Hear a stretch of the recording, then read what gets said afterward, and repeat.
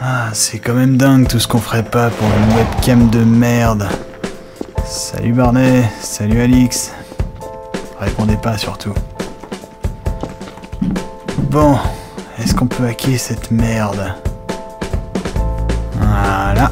Coucou Internet, c'est Ultimate Byte. Bon, c'est la dernière vidéo théorique avant d'entrer dans la pratique. On va pouvoir finir les préparatifs maintenant. Si vous avez vu ma vidéo qui explique ce qu'est Linux, vous vous rappelez peut-être quand j'ai dit qu'en gros c'était un système libre. Eh bien c'est tellement libre qu'il en existe plusieurs branches, un paquet même. Et c'est ça qu'on appelle la distribution ou distro pour les intimes. Alors comment choisir son bistrot? Enfin, comment choisir sa distro? C'est simple en fait, la communauté a déjà un peu fait le tri pour nous. On va voir par ordre alphabétique 3 distributions qui se démarquent. CentOS, Debian et Ubuntu. CentOS est un dérivé de Red Hat, en version plus populaire, édité donc par la société Red Hat. Il va fournir des outils pointus et intéressants pour les serveurs web. Cette distro a vocation à produire des machines qui restent figées dans le temps, avec un support très long pour chaque version du système. Les nouvelles versions des paquets, c'est-à-dire des programmes et correctifs, sont en effet disponibles très longtemps pour chaque version du système, mais il faudra parfois patienter longtemps pour les voir arriver. Aussi, la mise à jour d'une version du système à une autre n'est pas très populaire auprès de la communauté, qui recommande plutôt de partir sur une réinstallation de zéro si besoin de mettre à niveau le système. De mon côté, je vois surtout des admins en train de chialer pour des problèmes de compatibilité divers, notamment pour les serveurs de jeu, où il faut une distribution toujours très à jour, et que comme l'upgrade est chiant à faire, certains ont une, deux, trois versions de retard du système et des paquets pas du tout à jour, autant dire que cette distro ne m'a jamais attiré. Debian, de son côté, est une organisation communautaire démocratique et a donné suite à d'innombrables distros. Le projet a été fondé par Ian Murdock en 1993, un homme de génie qui nous a malheureusement quittés en 2015 à l'âge de 42 ans. Pour moi, c'est un peu le daron du Linux moderne.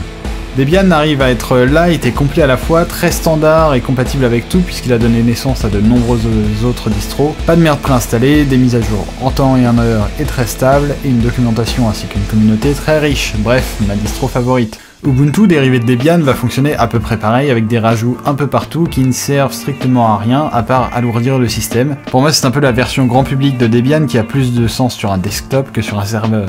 Dans tous les cas, peu importe ses préférences, la diversité ne peut vraisemblablement n'avoir que du bon dans un monde de logiciels libres. L'un des critères majeurs pour choisir une distro, outre sa qualité, sera la documentation et le support que vous pourrez trouver en ligne, qui dépend de sa communauté et donc de sa popularité. Préparez-vous à bouffer de l'anglais, car c'est dans cette langue que vous trouverez le plus de choses. Un autre critère va être la compatibilité avec les divers programmes installables. Finalement, Debian et Ubuntu me semblent être les meilleurs distros justement parce qu'ils sont excellents sur ces points. La suite des tutos sera donc évidemment sous Debian, ma petite distro favorite, donc si ça peut vous aider à choisir. Si la plupart de ce que je dirais sera valable également sous Ubuntu, vu qu'ils sont tous les deux des Debian-based distros, comme on dit, certaines choses vont pas mal différer sous CentOS par exemple. Ça ne veut pas dire que si vous choisissez CentOS, vous n'aurez rien à garder de ce que je vais raconter, mais bon, rien que l'installation et la mise à jour des programmes se passent différemment par exemple.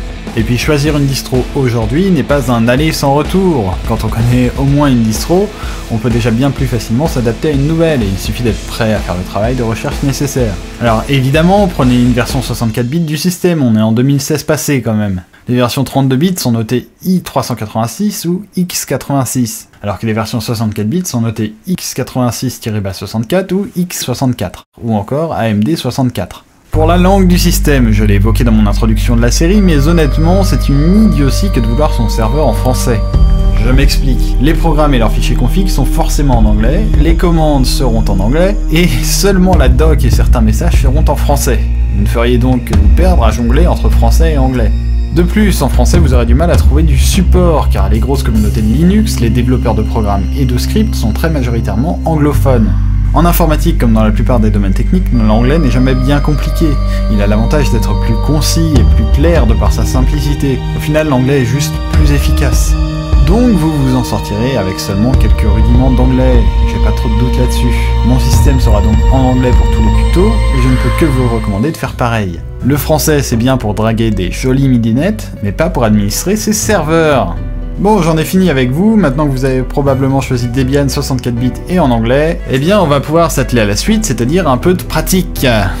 Mais ça commence dans la prochaine vidéo. D'ailleurs, en parlant de ça, ne vous habituez pas trop à voir ma tronche, parce qu'elle va bientôt être remplacée par une console SSH, votre futur meilleur ami. En espérant vous avoir démêlé un certain nombre de choses qui ne sont pas évidentes au début, si c'est le cas, un petit pouce vers le haut, ça fait plaisir. Et si vous en voulez encore, pensez à vous abonner à la chaîne.